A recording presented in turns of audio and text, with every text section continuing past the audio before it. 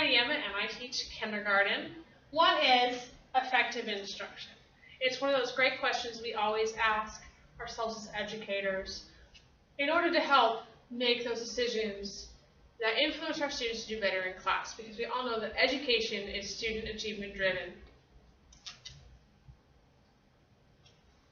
So today we're going to talk about what 3 elements of effective instruction look like. What it looks like in the planning process, what it looks like in practice, and what it looks like in the products.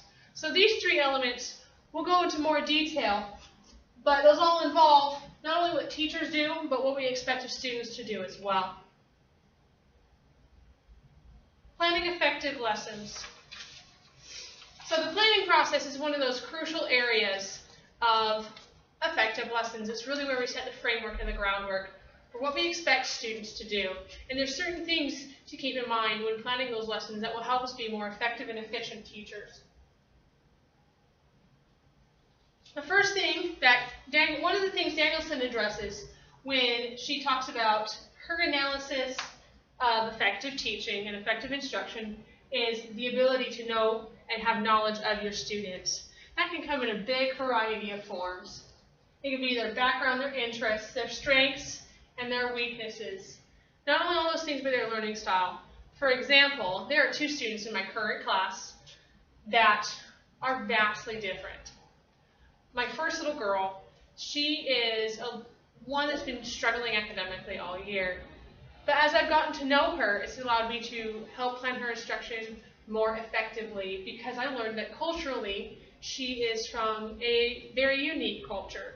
That as I learn more about her culture, it allows me to address her and plan activities that are more engaging for her too, that relate to her, and helps me understand some of her discrepancies in learning as well. It helps define some of those weaknesses, which helps me to remediate and plan to reteach to make up for those weaknesses. In contrast, I have a child in my class who is in their 2nd year in kindergarten, and so understanding him has become a big thing for me. He came into my class and had already been under tiered instruction for academics and behavior. I haven't had a lot of issues with his behavior in my class, whether that be for a number of factors. The biggest thing that's made a difference for that child in my class is really understanding him, his learning style. I understand that he is a very kinesthetic learner. He enjoys getting up and moving. He also is a very auditory learner. He picks up a lot of information from what he hears around him. He presents with some unique behavioral challenges because he has high-functioning autism. He was only recently diagnosed after we started noticing these discrepancies at school, and it reminded me of my past teaching with students with autism. So when I learn all this information, like about these 2 children in my class, it allows me to plan those lessons. So if I know, especially in kindergarten, if I know my kids, if I have a very unsettled group, a very busy group, I plan a lot more stuff that involves getting up and moving, because it's what works for them. Anything will work for me, but my instruction is very student driven, and I encourage yours to be too. And so being able to incorporate their specific strengths and weaknesses and interests will help them have memorable experiences and retain that information. Another element of planning is setting learning priorities. So this is the way that we address the standards in our classroom. And so there's some key aspects to remember when you're presenting standards or presenting learning priorities. They are a simplified version of the standards. They help communicate to your students what is expected of them by the end of that unit. As you can see over here on my board, I have some examples of some of our learning priorities. Here in math, we are learning that I can read numbers to 20.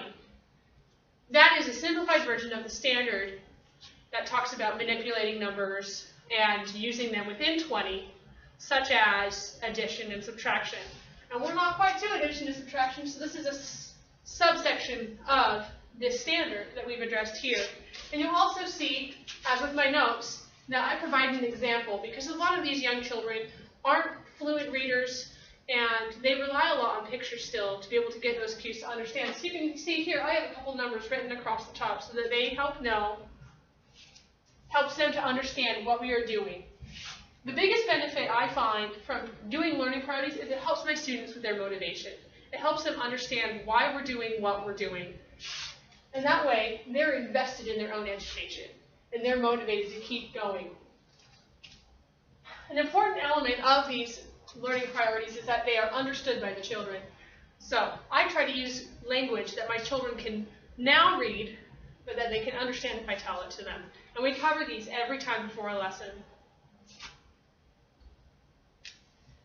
Another key element of the planning process is understanding and using your resources. As we all know in education, it's very student-driven. We do what works for our kids. So we are all given a variety of curriculums throughout the year to use. You have to be able to use those critically. Pull out the elements that work for you in your class. And they may need to be supplemented or adapted here and there. I use a lot of online curriculums. A lot of times they can come with resources that you don't get in your paper books to be able to engage your children. They come with games or ways of tracking progress or differentiating that instruction for them. We use our professional learning communities where we analyze our data together. We talk about resources we're using and we share strategies to help make each other better instructors. The internet actually has a lot of great teaching ideas and plans. You can use things like Teachers Pay Teachers. Pinterest has some great ideas.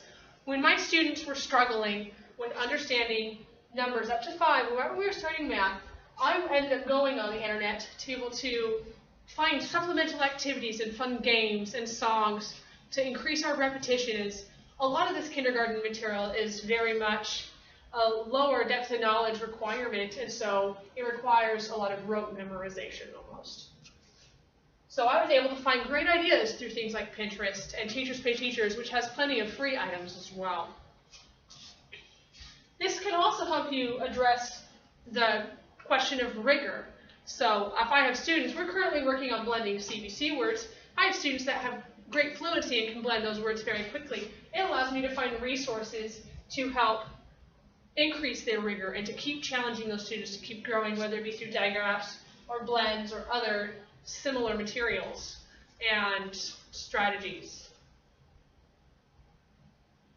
The next part of where we use our effective instruction is in that practice. So we have our whole lesson planned out. We have these great ideas. We're using our resources. We know our kids. We are ready to go. So now you're sitting in front of your kids, and what are you going to do? One of the biggest things that I find is important to effective instruction is the use of questions and cues. As a student-driven classroom, I try and guide my children to ask questions to increase their learning. If they ask the questions, they're more likely to remember. Questions can help them activate prior knowledge, and they can increase student interest. We introduced the concept of addition in this classroom last week. When I sat my children down on the rug in a small group, I started off to activate their prior knowledge and tune into some of those interests. We all sat down, and I brought something that all little kids love, dessert. And I was just trying to, my whole purpose behind this activity was to introduce the term addition, which might be a foreign term to a lot of these kids. So I talked to them about what type of things we put on desserts. Or if I have sprinkles and I want to put it on a chocolate cake, what am I going to do? I'm going to add it on. If I have whipped cream and I want to add it to my ice cream, where do I put it? On top. And we went through a bunch of examples like these about putting items together. And we came to the conclusion on our own that addition contains that word add, and so we're going to put things together. We talked about the transition to math, about how we're going to learn how to put numbers together. Another important aspect of this questioning and cueing is asking the higher order questions. Higher order questions are ones that are open-ended. They allow them to fill in the blank. So if we're reading a book about bald eagles, we might ask, how do you know this eagle in this picture is flying? That is going to be more than a right there or a yes-no question where they can point to the answer. They're going to have to justify their reasoning. They're going to have to explain their thinking. So between activating prior knowledge using their interests, and asking those higher order questions. It allows children to use other parts of their memory that help them to retain that information and to draw their own conclusions, which should help them remember. Another thing I do when I'm teaching is understanding my students as learners. And I touched on this a little bit earlier. Students come in a variety of learning needs. Some children are auditory learners. They learn best through hearing. Other children may be visual learners. They need a picture example. They need to see how it's done in order to understand and use that information. And some are kinesthetic learners. And so doing and experiencing is a great way for them to learn. I try and address all three learning types in each of my lessons. So, for example, we were learning letters and sounds earlier this year. And part of that is we would look at the letter, we would say the sound. But that's not kinesthetic learning. That doesn't help those kids that need an action or need to move. So we used a program called Jolly Phonics along with it to give us actions. For example, our C is like castanets, and we go k, k, k, k. And I still find some of my students to use these actions to help them remember these sounds. Because if they can pick it up with the kinesthetics at the beginning, eventually they won't rely on those kinesthetics to help remember that information anymore as well. Another key element of effective instruction during the practice phase, or when you're up teaching, is the use of assessment. Assessment comes in a variety of forms. There are student self-assessments. We use learning scales in this classroom to help us identify where in the learning cycle we are. For example, when we were still learning our letters and sounds, a lower level or a level 1 was, I can tell the difference between letters and numbers or shapes. Being able to just single those out. A level 2 would be, I know some letters and sounds. A level 3, or our target level, is I know all letters and sounds. And so our level 4, or working above our target level, would have been, I can blend those sounds and use them in words and identify them. So I teach my students to self-assess because it helps them reach their goals when they can see, oh, I'm at level 2, or I know some of this information, but I'm not quite where I need to be. Other forms of assessment are formal or informal assessments. Informal are when you're asking your kids questions on the rug, or you may be giving multiple means of responses. So we might be giving a thumbs up if it's a yes, or a thumbs down if it's no, or we may be using Kagan strategies to turn and talk to one another before we shout out to the front. Formal assessments are more like the type where you're either pulling small groups and giving them all the same question, such as our summative assessments or end-of-chapter exams. Formative assessments are those that we give to help plan our instruction. This is one of my biggest assessments that I use in my effective instruction in order to help me as a teacher. These formative assessments are those where you test them on things that you haven't yet taught, so you know what knowledge they're bringing to the table. So I might sit down my kids, and we might talk about, this week we're talking about American symbols. I might quiz them on different things, or what a symbol means, to see what sort of knowledge they know. That way, when I plan my lessons, I can plan them effectively to apply that appropriate rigor, that appropriate challenge to their needs. And as it says here, it helps plan future lessons and learning. Summative assessments are those that we give at the end of a unit. These can also give you formative information, though. These can also help you guide your instruction, because they'll help identify any misconceptions students may have, or where they may need additional instruction as well. Products. What are the students going to do to show you that they understand what you have taught? There's a variety of things students can do as part of effective instruction to be able to show you what they know. They can answer questions. They can produce a piece of work. They can, and using a variety of these things helps those students to be able to really demonstrate. Because a student may struggle with one aspect of answering questions. They may not be a fluent reader yet. And so giving them a worksheet where they're answering questions may not be an effective means of them showing you what they know, because there's another challenge in the way that they cannot surpass on their own. So I like to give a lot of choices. You can draw a picture showing me an American symbol, or you can write about an American symbol, or you can build one.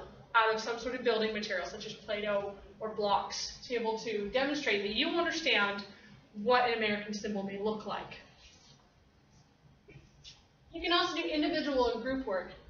Those can bring forth many different types of conclusions. Group work allows the students to work with one another to create a product. It allows them to teach one another and help one another, and it can be a great learning opportunity, but it may not give you an accurate picture about how an individual student is doing with a concept or a skill.